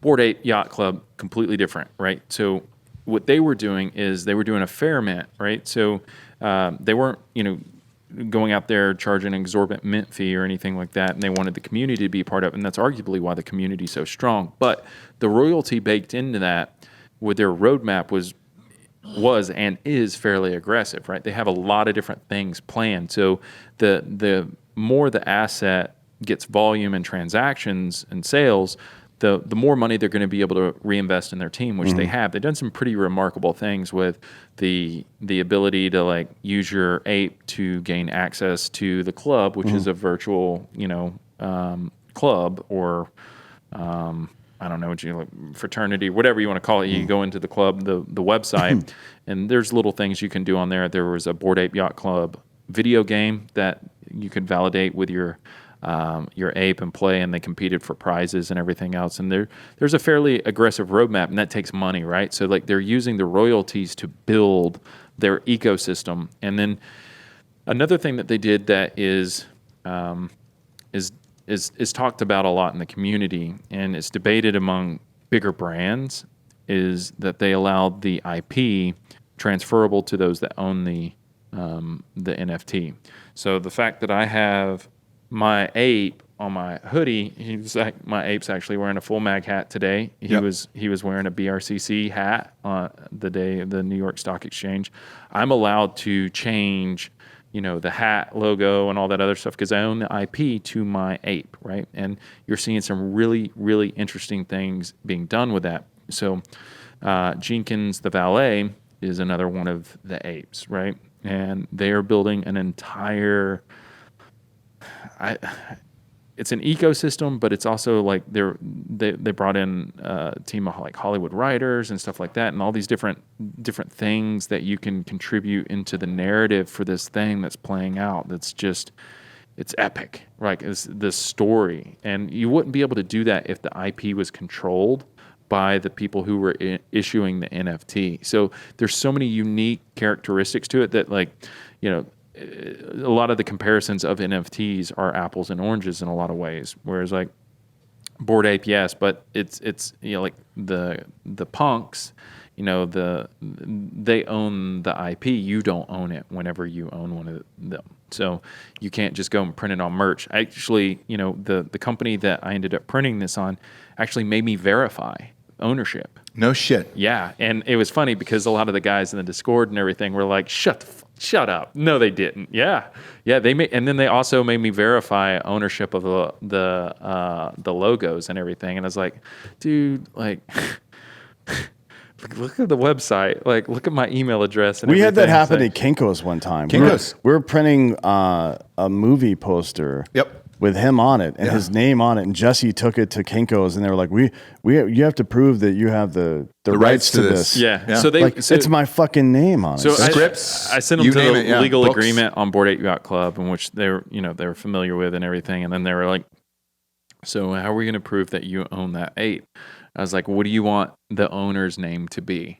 Because on OpenSea you can change the identity of the wallet, and I was like, the owner's El Coffee Dude. Like, I'm emailing you from El Coffee. So I wanted to pause you right there because you said scripts. Now you can upload different types of digital media, and this is a really easy way to prove ownership of said scripts. Because Ross, do these things still kind of like come up for dispute a lot of the time? Well, the leaking of them comes up for dispute a lot. Yeah. Right. So if you don't have if you're passing out digital copies that are NFTs, there's something called a canary trap that the CIA used to do, and it's you produce the same document. Let's say you have 10 copies of the same document. Oh yeah, you change a few words within it. A few words that are or more or less meaningless, but if that leaks, you know exactly who it was. Now you can do that just with the NFT. Say you need 10. You need 10 to go out for preview, and you really want to keep it quiet. You mint 10 FTs, all with like maybe a small differential difference. If that script or anything gets out, you know exactly. And because it's digital media that can be authenticated back to an individual, you could look for like metadata inside the digital media, right, and then associate it back to a certain person. But I wanted to bring back up Dan's caricatures at first too, because what I wanted to say is Bored Ape Yacht Club was one side of the discussion. The other was Beeple, who I've been a big fan of for a long time. Who's been one of the biggest digital artists over the last 2 decades. Yeah. Everyone's used to stuff. It's been fair use. It's been releasing daily. And I think he represented like the digital art world in a way. So his art, I think, should be rewarded with that value or that cost, and will probably hold its value much longer in the like ecosystem. I mean, what if Banksy starts making NFTs? Yeah, I mean that's the thing, right? is art's highly subjective, right? Because like, and I mean, a lot of things are in that sense. But so the value's only going to be what people say it is in that sense. So, yeah, I mean, and the fact that he does one every day is insane. That's, you know, I mean, I can't really speak to it other than like, you know, the market will dictate what the price is. I've just said the fallout might not necessarily be there because there is sustainability of value in the art itself. It's not just a random assortment of JPEGs, which you see in these cash grabs that you're talking about. Yeah, I try to differentiate them. No, I mean, you take verb noun and then 10,000 unique images. Like people will spend an hour. So I don't know what your background is, if you're familiar with the coding or anything like that, but there's websites where a lot of people don't know how to code. You can go to YouTube videos and, you know, figure out the different parameters that you might need to change. Like one of the first video games I ever made was, you know, what kind of got me into the world of programming and stuff was Doom. Right, so I took Doom when it was a PC game back in the day. This is like the, I guess mid '90s maybe, and I started changing all the files. Right, so like I went into Microsoft Paint and I started creating all of these gangster images. Right, so these little characters of like mobsters, Like Lil Homies, or well, it was like my shoddy attempt at like doing like Dick Tracy, like old school mobster. gangsters. Yeah. Not new school, like No, like MacArthur Park. No, 50s style mobsters, you know, Tommy guns and stuff like that. Yeah. And so I changed all the images in Doom, so like the monsters and the guns and everything were changed. So you made a skin pack, basically. That's exactly it. And so now what a lot of people are doing is the exact same thing. The fundamental code is pretty much the same, but they're going through and they're changing the images and they're just dragging and dropping essentially, and they don't really understand that. They'll purchase a 3D model and then change a texture pack and then have it randomly assort. And they'll have websites that are pre-built to make your NFTs for you because they saw this make money and they're trying to replicate that. So why hasn't Fortnite then added a user-generated content section and just take a scrape off of all that? Well, I mean, you could, and that's not to say that they shouldn't. But you know, as with many big companies, it might not be on their radar, or may not be in the gaming scope, community has shot down NFTs. They are really hard against it right now. The No Rainbow shit. Six, no, it is. They are up in arms against NFTs. The gamer.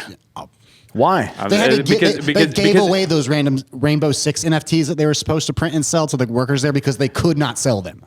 Yeah, but see, you're so passionate right now, and that's the shit that frustrates me because it's like, you can't.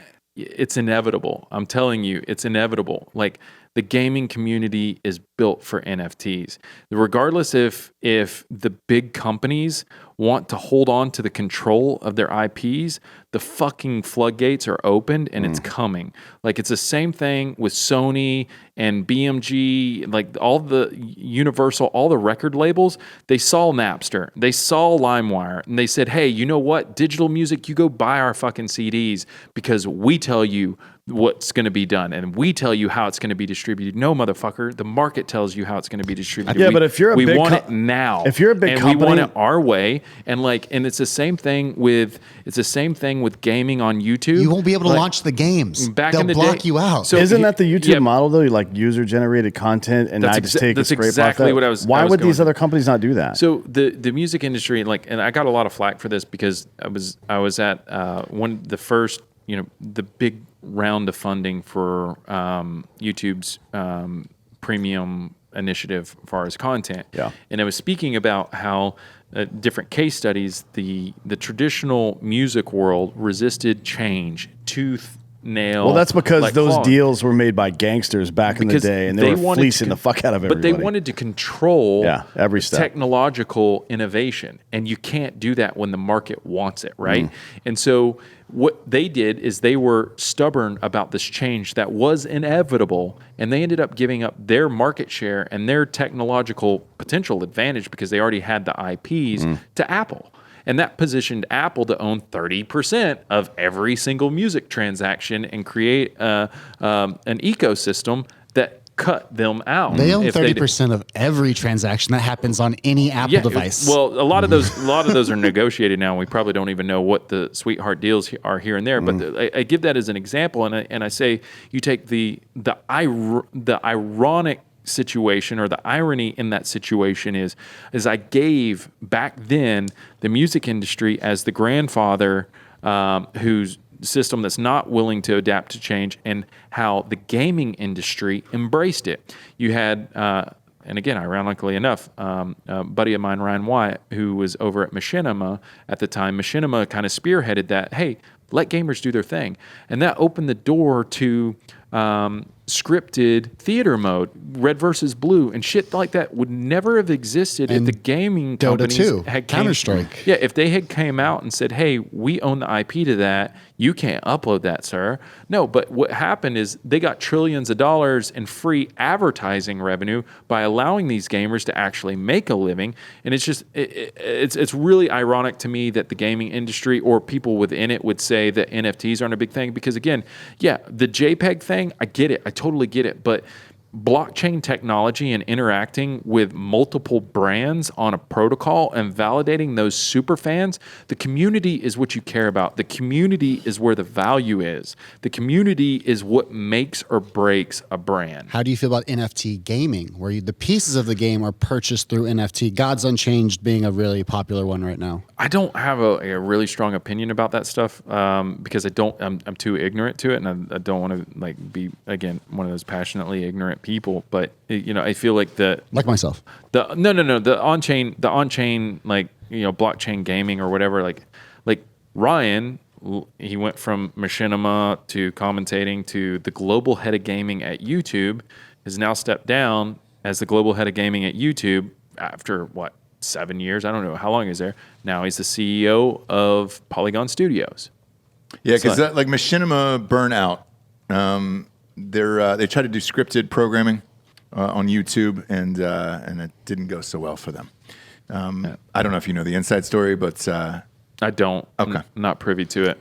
Yeah, but all these guys switch from thing to thing to thing. But I'm with you. Like, without the machinima, you're not able to go up and go to the next thing. Yeah. And so I understand it if you're ahead of the game like that. Yeah, but not a lot of people are. People jump from project to project, but the value propositions that you have as a creator are always pretty much the same, right? Is to add value and value authenticity and probably limited availability to some degree, right? Yeah, and like the user, I played Battlefield on my computer on my computer before it even came out on a console a long time ago, and the one I was playing, we had my buddy and I had downloaded maps from the internet from a fucking torrent site. Yeah. That were as a complete modern Battlefield overlay. So it was Battlefield 1942, the first one that came out on the computer.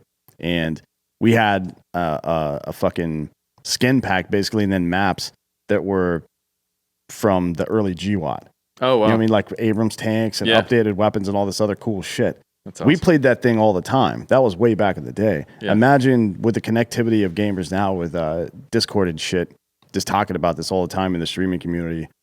Gamers will do, if given the opportunity, what startups always do, and that is create the product that they want. Yeah. You know what I mean? Well, you just got to listen. And again, I don't want to front run myself on too many things that could or could not be working on in the background, but the financial incentive for developers or gaming companies to adopt in a way that allows them to work with content creators and brands, it is not in their best financial interest to resist that. No, I mean, think about this. How much does it cost to shoot it? Like if Coke wants to make a commercial, it's $150,000 at the most impossibly low end and into the millions at the high end. Yeah. Now they can do that, or they can fucking just let people do it, give them a little bit of money, right? Comparatively, and they've done all of your marketing work for you. I'll give you one example. So, and this is an easy, low-hanging fruit thing as far as value proposition, but as Black Rifle Coffee, if I wanted to spend $2 million to pay Activision to reward our club subscribers, to validate them in a way that interacted with Microsoft and Sony servers so that they could get an exclusive in-game perk, be it an avatar, a gun, a skin, or whatever, that's Black Rifle branded inside of Call of Duty, they'd be fucking stupid not to take that $2 million and get the free PR that came with supercharging our base of hundreds of thousands of subscribers, if not millions of. And an NFT would be an easy way to validate that. To exactly. And speaking of which, this is exactly what the Nelk boys are doing now. Yeah. I don't know if you followed their story. No. So they just sold their NFTs. They have a channel called Full Send on YouTube. They get about 10 million subscribers there. They just fucking party essentially. They also have a seltzer. Not very good, but whatever. And congratulations. Congratulations. Branding's cool. But they sold their NFTs for $23 million and they sold out in about 10 minutes. They had 121,000 people on their Discord. Yeah. And boom, within 10 minutes, they were sold out at $23 million. And what they're saying is, here's what this money is for.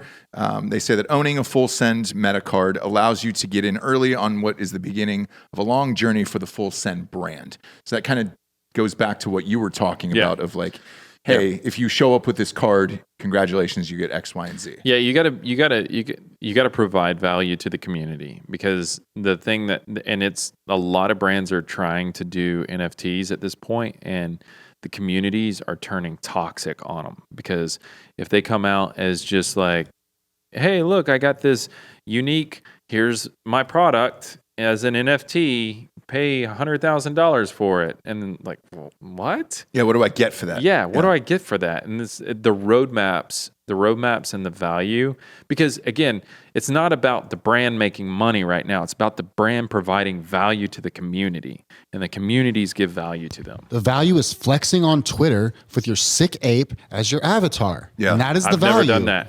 That's the stunting. That's Never the rich. done That's that. the You rich never app. stunted like that, dude? I've never put my PFP as my ape. It's about time you do it, dude. No, that's definitely flexing at this point. Especially if you could customize that IP, put a little BRCC hat on that. Yeah, no, a year ago, like maybe, but I mean, now granted, it's not even a year old, but you know, the summer of last year, maybe, but just to support it as it's growing. But now it's like Justin Bieber's bought a few of them. Oh yeah, I've got friends who have bought, and I'm like, all right, cool. I mean, man. technically, it's a group, and that's another thing. Like, and again, I'm not saying this about him, just saying there are companies out there that are trying to position themselves around celebrities to give them an opportunity to mint, and it's just gross, right? They'll go and they'll buy a blue chip NFT, and they'll essentially try to exploit the community by saying, hey, I'm part of you. But that's never going to work. And then 3 or 6 months later, they'll drop, hey, look, you know, I'm still part of the community. I've got this NFT thing. And it's like, come give me your monies. Yeah. You know, and it's like, it's Well, gross. I want to pause you there right there with like the purchasing of it and then holding it for a little bit. So like I was going to get to these short stories that people tell you and about the taxes. So one quick workaround they had is to sell your NFTs at a huge loss to a wallet that's not associated to you, and then you can claim those losses on your taxes. Is it a whitewash? Is that what it's called? Not quite sure, but it kind of sounds like that. But then you still hold and have access to that non. I want to be the first to let you know, in case you weren't aware, that is called tax fraud, sir. And Wesley Snipes went to prison for that. You did 5 years. Yeah. 5 years. Yeah, you think you're going to get away with it if Wesley Snipes, if Blade can't get away with it, you think you are? Always bet on black. Yeah, and Fuck off. and especially on blockchains that are open like that. So move it to Monero. Well, yeah, I guess you could wrap it, but I'm Richard is a fucking Boy Scout, okay? You should know that about Richard. He still drinks Coca-Cola out of a bottle. I just like that he got that joke, that little just slide there of Monero. He's going to be humming that Andy Griffith theme song all the way home. I'm not going to go through the rest of it. We'll get dinged on YouTube. But I want to ask you about the Coinbase wallet and shit like that. Sure. Is it going to be, so like I just opened one for this project we're about to do. It's just at Ross Patterson, right? Does that work the same way as like Venmo? Is that RossPatterson.eth or what is it? No, it's just Coinbase. So your I gotcha. Coinbase It's wallet your Coinbase URL tag. Yeah. Gotcha. Yeah, So, yeah. and this is how little I know, and which is why I wanted to ask you. When you shout that out to people, is it the same way as a Venmo? How does that work? Do people Can they give you money there, or is it all kinds of coins? But that's the Coinbase ecosystem, right? And again, that's a centralized entity, and there's right now, one of the, love it or hate it, ENS is the Ethereum naming service, is the big decentralized one where you can get. Well, you might want to. This isn't live, is it? No, it's not live. You might want to check it out before I start name dropping it. But you get rosspatterson.eth, and then you can connect to their protocol and then change your addresses. So you can put your Litecoin address, your Ethereum. Your wallet address on your Coinbase wallet is different for each of the coins. Okay, gotcha. And then that's that long string of numbers. So here's what I'm getting to is this is what will scare the shit out of people. Whereas like a Venmo, you give somebody your Venmo or your PayPal, to handle whatever it is. Here's the cool thing. Here's the cool thing. So your Venmo account is fixed. It's unique, but it's fixed, right? So like your account's never going to change. Like at Ross Patterson, that the funds are always going to go to the Ross Patterson Venmo account.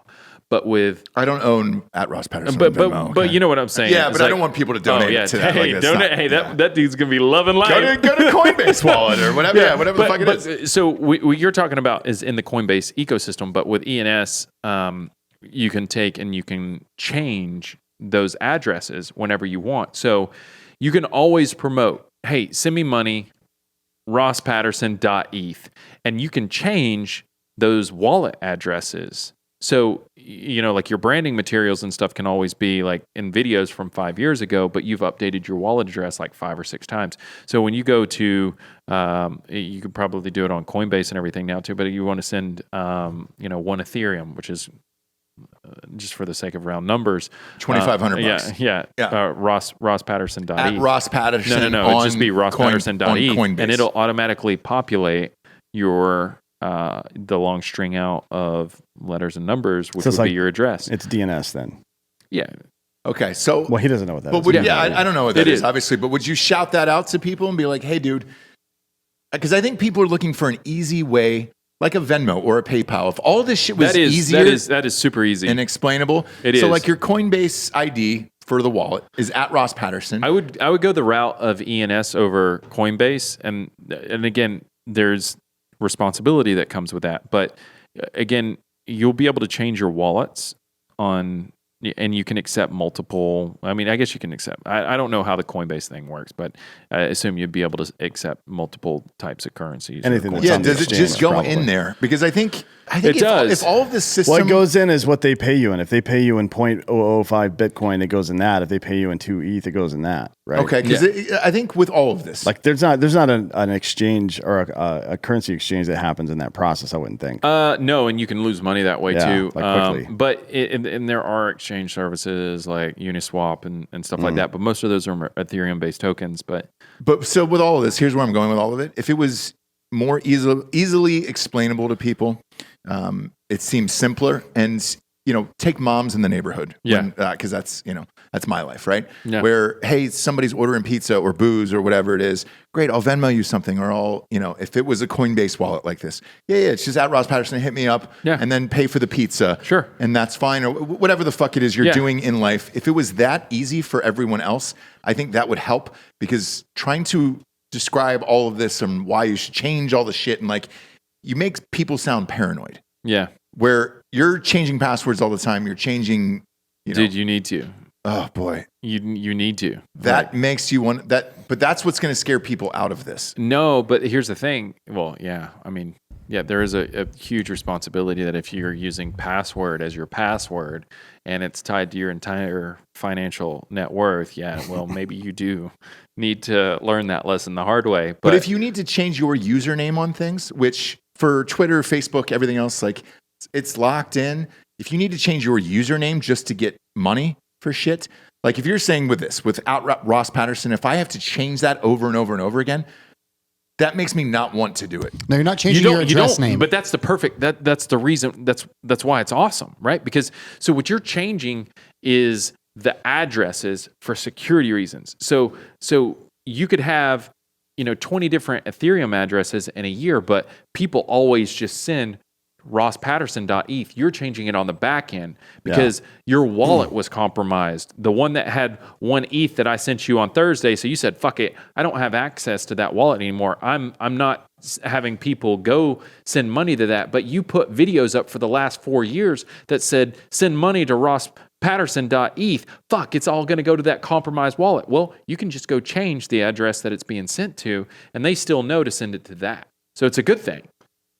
Is it, Richard? Yeah, it's great. It all sounds really goddamn complicated. That's a lot easier than having to purchase an entirely separate domain. Yeah. Right? Like your GoDaddy account, there's an IP address associated with drinkinbros.com, right? That IP address can change, but the functionality of our site will not change ever based on that. I mean, it can change for different reasons, but the name servers translate that number into a fucking it's technically a hash, but it'll be some string of characters. And in your case, it'll be RossPatterson.eth or whatever it happens to be. Yeah. Right. It's just at Ross Patterson. But those numbers on the back end change. You're really pushing for that. People are going to be sending you like no, not at all. Send him a Doge. Because I don't know what any of that means. And so therefore, all these questions, we're trying to dumb it down for the audience because I just bought it and I'll sell it to you. We get hammered to Shut it. the fuck we up. got hammered I knew over and somebody over was and going to do the front running on it. Yeah, but we've had a million of these questions, and it's the same thing. Nobody understands it. It's super complicated to explain, and going through it security-wise, you want something simple, easy. Explain to me how a Swift transaction happens. I can't. Exactly, but you make them all the time. I can't. But I know I can go through Bank of America to do it, right? No, but like Apple Pay, Amazon Pay, there's all sorts of other Don't use those.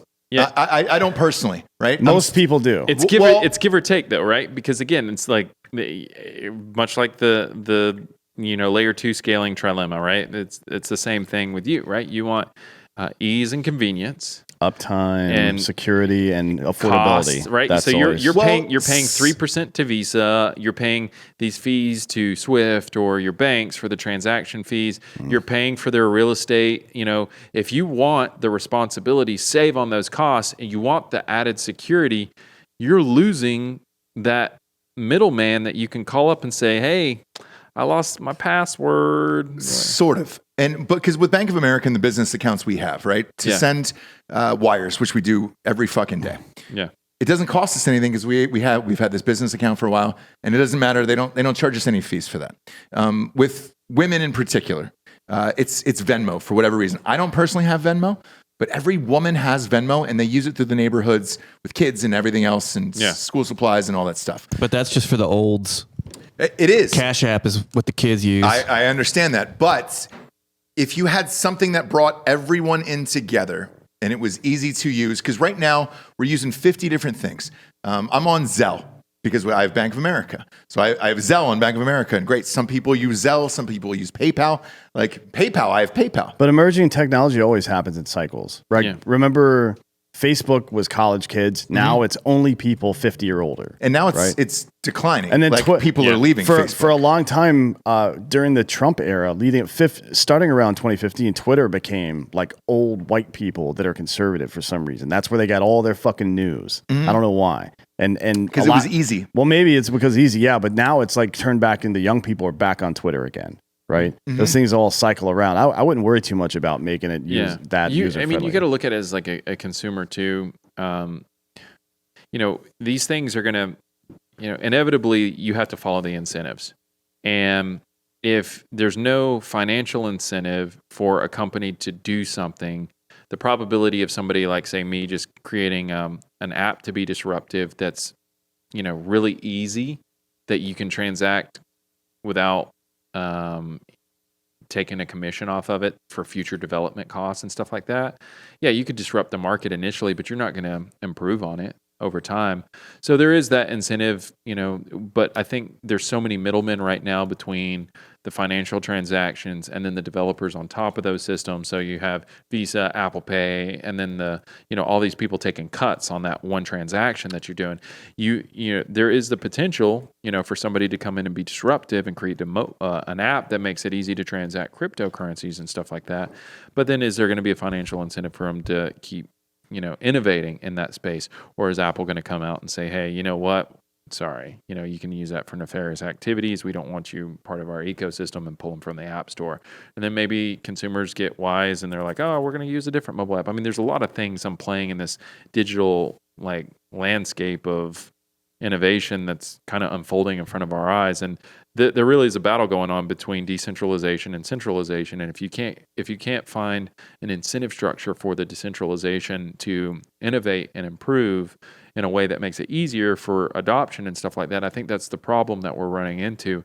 Because you look at Facebook, and arguably one of the biggest reasons why it took such a big hit, and again, I can't speak to every aspect of why it did what it did, but I would speculate that a huge component of it is the privacy restrictions that Apple implemented that limited their ability to track users and sell their data and remarketing ads. In which they openly admitted in this last quarterly report after they got buried because they lost about 30% of their stock. Yeah, so when you're beholden to an entity like Apple like that, and they can turn off the water hose and impact your bottom line, that's going to light some fires in the world of Facebook, and they're going to look ways to monetize outside of that or innovate in the hardware space that could give them a way around that. And again, it's all about the incentivization structure, and I hope that there's some people that are flying that black flag like some of us do, and just want to be disruptive and force innovation in a decentralized way that puts the power in the individual's hands. Say, hey man, you don't have to have this responsibility, but if you do, if you want to take it up, just know that there's choices in life. There's dictatorships and there's free countries, and there's pros and cons probably to both. But I just wish, me personally, there was one service that was, again, just your name, and that's it. And then congratulations, all of that funnels into that through all these different. You just literally named Ethereum naming service, ENS. What's up? ENS. That's what I was telling you, like RossPatterson.eth. Yeah, so Ross, while you guys were doing this, I went on to ENS and I purchased just Giorgio.eth. Okay. I then set my Coinbase Ethereum wallet to then have the same registry as just Giorgio.eth. So if you went into MetaMask or you went into Coinbase or any other exchange and you go, I want to send Giorgio Ethereum, all you have to do is type in just Giorgio.eth to the 2 where you want to send it, and that'll go directly to my wallet. Yeah. Okay. Yeah, and you can set up with ENS different cryptocurrencies too. So yeah, because again, if there was one thing, and I'll go back to what you said earlier, because you mentioned Kanye West, right? Yeah. One of the simplest old school tricks of rappers, including Kanye, because I've been watching that doc for the last 2 weeks on Netflix, which is phenomenal. Have you seen it? I haven't. No. It's called Genius. They broke it up into 3 parts, and so each week they're releasing a new part. Awesome. Yeah, and so the first 2 are out now, and they're great. Somebody had the foresight to follow him around 22 years ago.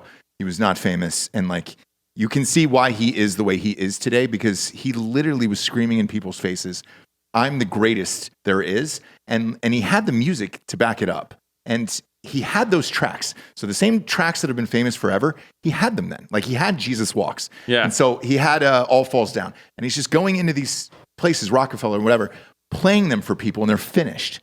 And everybody's like, cool, man. We got shit to do today. And it was just I'm fucking Kanye West. And so he kept saying it in songs. With this, it's the same thing with the digital space. Yeah. You could just shout out your fucking name and just say, hey, dude, just pay at Ross Patterson for Christ's sakes. Wow, that was a way to tie it in. But that's the easiest way to promote your brand, your product, who you are, and to get paid. Yeah. And so if there was one system that sucked all of that in together, I think people would be more on board with it. Instead, we have 50 different ways to pay people. And dude, I keep going through it. Even today, fuck man, I paid somebody today and I was like, hey dude, do you want PayPal? Do you want Zelle? Do you want this? I went down the laundry list and literally the guy just looks at me and he was 22 years old and he goes, do you have a check? Shut up. Yeah. I come into the studio to get hard checks. We still have hard checkbooks and everything else. Yeah. And I go, yeah, man, I can get you a hard check. And he goes, thanks, man. I mean, I know who you guys are and everything, but Are NFTs the mark of the beast? How much do you know about Jesus? Okay. Do you have a moment to talk about Jesus? Do you know what the mark of the beast is? So in Revelation, it's predicted that there will be a mark on the hand or forehead. Yeah. That'll be basically your pass to society, right? That people said it about vaccination cards. They said Social they said credit it scores for sure. for sure, but they said it about fucking paper or like picture identification too when it first came out. Yeah.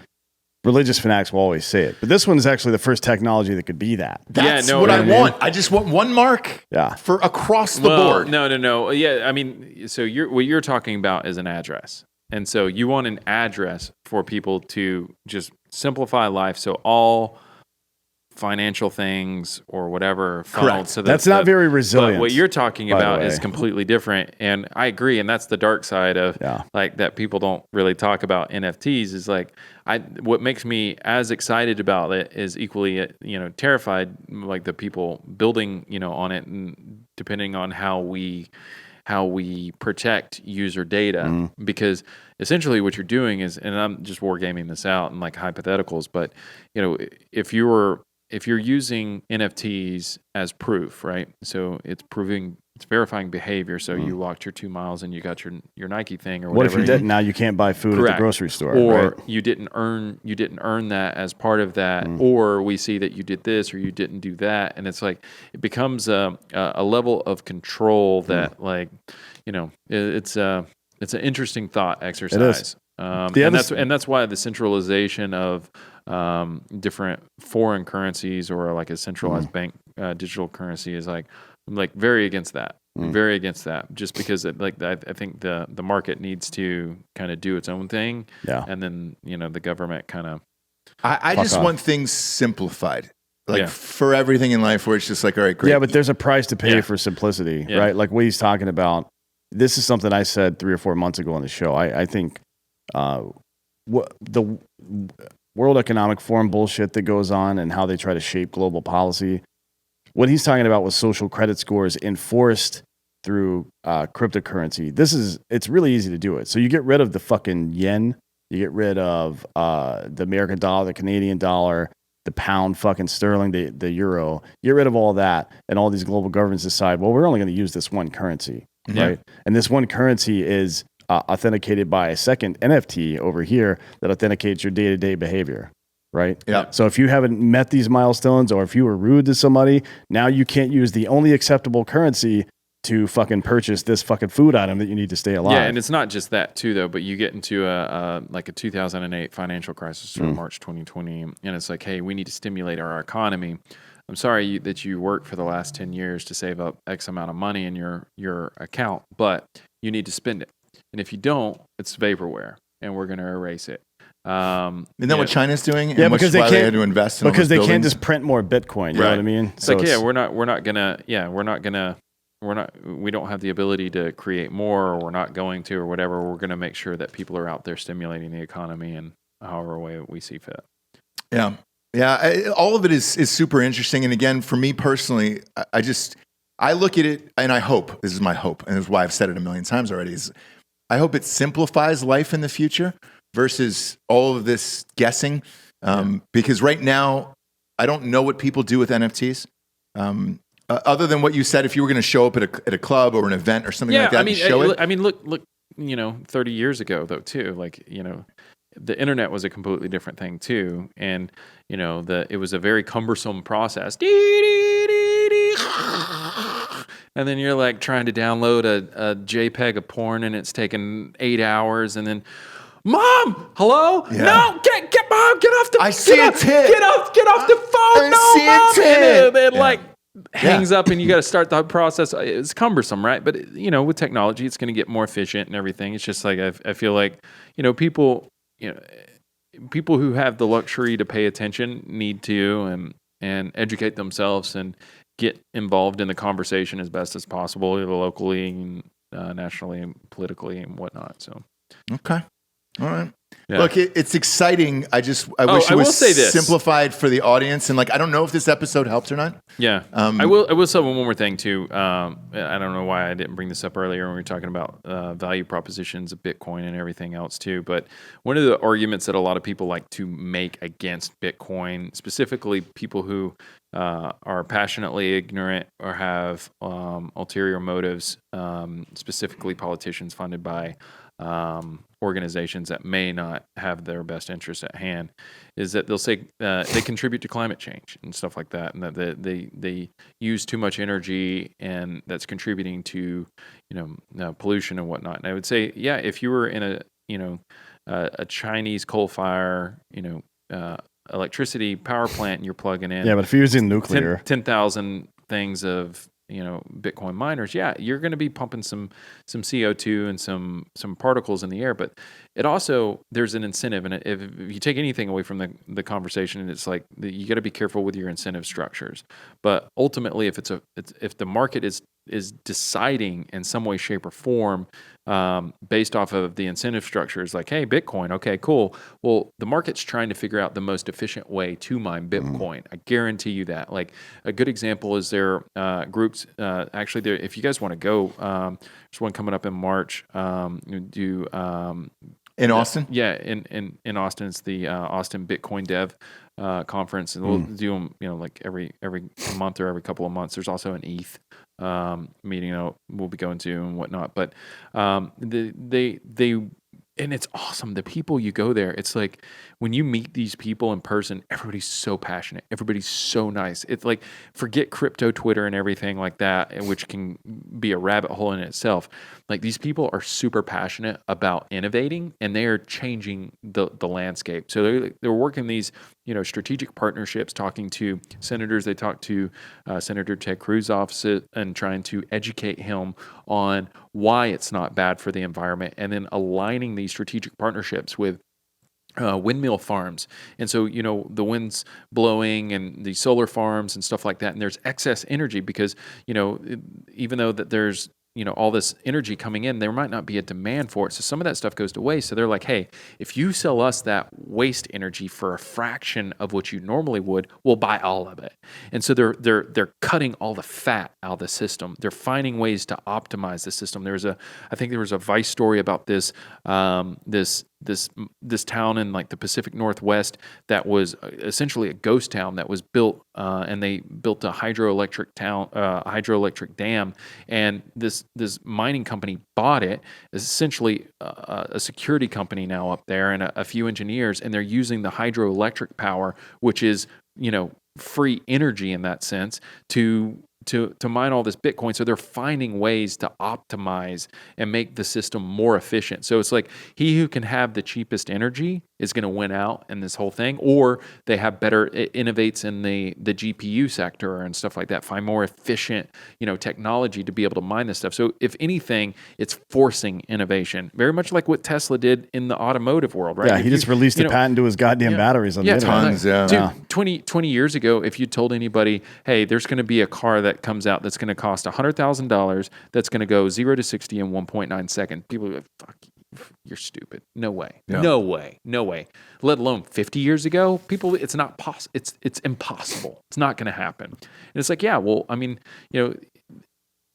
innovation's hard sometimes, but you just got to be careful about the people who are telling you about it. And that's why I get frustrated with a lot of the passionately ignorant people, because they're bastardizing something that is inevitable. It's coming, and it's just like, don't be scared of it. Don't be turned away from it based off of some things that may be overwhelming or you may not understand. Find people who can clearly articulate those things. Watch some YouTube videos and stuff like that. If you're into reading some of the stuff, I think some of the visual stuff on YouTube is just a easier thing for me. But if you want to read some of these white papers or even talk to people, the more you have discussions with people, the better, I think. Cool. Well, now's the point in the show we get to the Drinkin' Bro of the Week, which is someone who has inspired you or helped you become the person you are today. Who'd you like to give the Drinkin' Bro of the Week to? Oh, I don't know. Living or dead, can also be a fictional character. Could have been a ghost you fucked. Oh, wow. Yeah. Well, I did give that quote to Marcus Aurelius earlier. Yeah, go ahead. Marcus Aurelius, the Drinkin' Bro. Why not? I don't think first time. I don't think it was actually. I think the Daily Stoic guy said Marcus Aurelius. Oh, as did he well. really? Yeah, he so, did. Yeah. Oh, fuck off! All right, so the Daily Stoic. Yeah, guy said that too. he's one of the he's one of the greatest thinkers in human history, right? So yeah. That's funny. Well, it's you and the Daily Stoic, so at least you know you're in good company. Yeah, he lives not too far from us, by the way. Yeah, he's close. Oh, really? That's he awesome. lives right down the road. Yeah. We won't give up his location. Yeah, Dox his- him. Yeah. his exact location. Now I've got to go buy the fucking Ross Patterson. What is it? You Dot gotta, ETH? No, you have to buy it from Giorgio because he's already he's already scooped you on that one. Jesus Christ. No, don't do that. I'll do It's it gonna now. be but 3,000 ETH You don't. to You get it probably back. don't. Yeah, he'd probably be better suited for it because you probably don't even have enough ETH.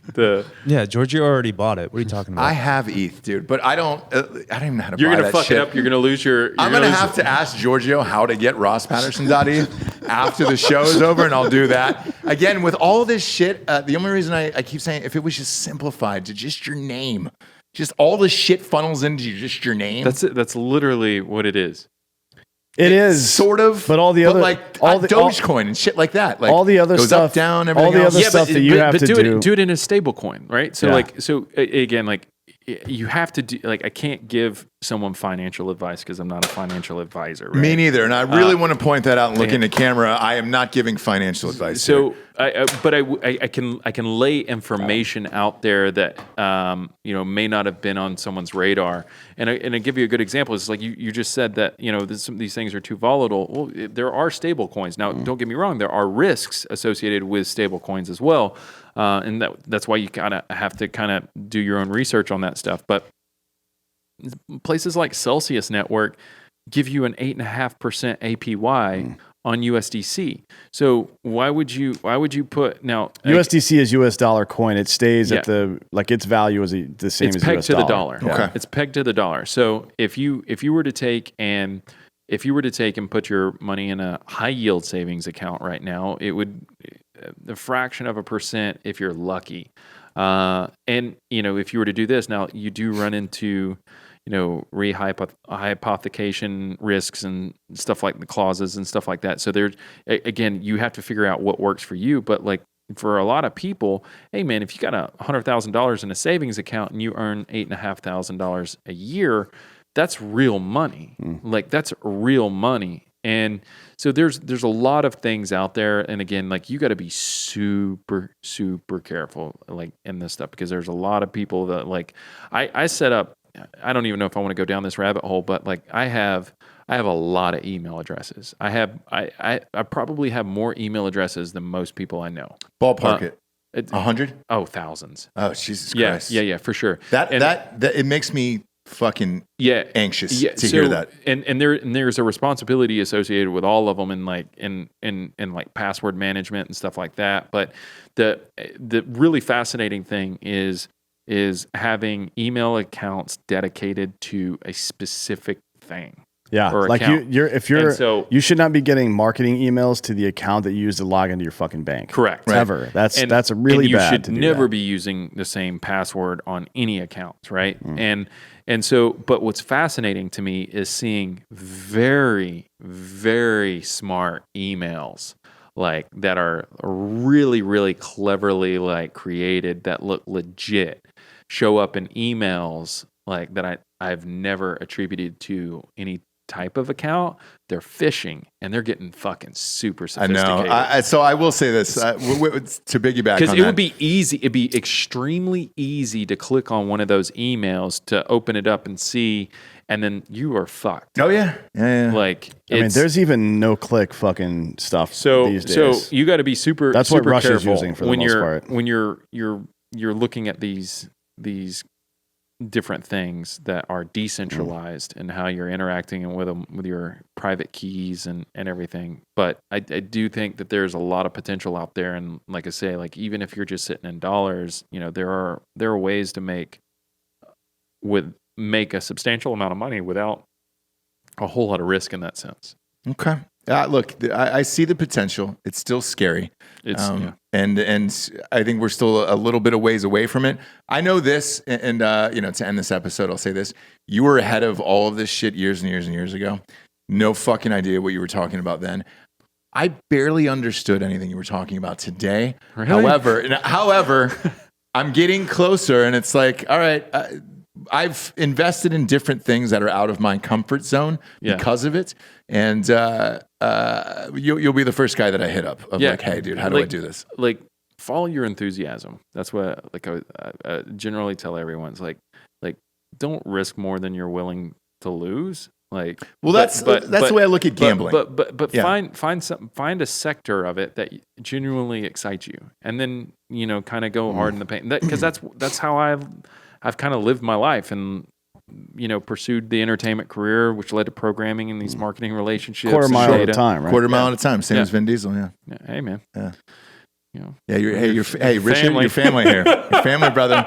Your family.